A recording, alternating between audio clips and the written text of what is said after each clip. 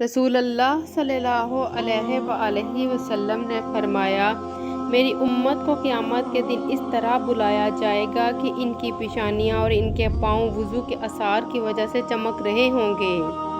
رسول اللہ صلی اللہ علیہ وآلہ وسلم نے فرمایا، اللہ تعالیٰ ایسے شخص کو اپنے عرش کے سائے میں جگہ دے گا جس نے تنہائی میں اللہ تعالیٰ کا ایسے ذکر کیا کہ اس کے آنسو جاری ہو گئے۔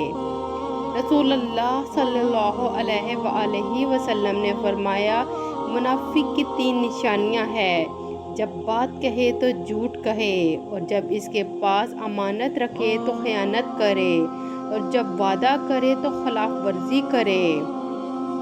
نبی کریم صلی اللہ علیہ وآلہ وسلم نے فرمایا، جس بندے نے لا الہ الا اللہ صرف اللہ تعالیٰ کی رضامندی حاصل کرنے کے لیے کہا، قیامت کے دن اس پر جہنم کی آگ حرام ہوگی۔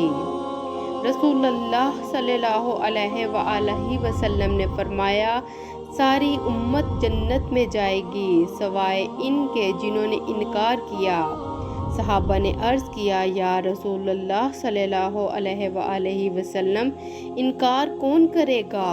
فرمایا، جو میری اطاعت کرے گا وہ جنت میں داخل ہوگا، اور جو میری نافرمانی کرے گا اس نے انکار کیا۔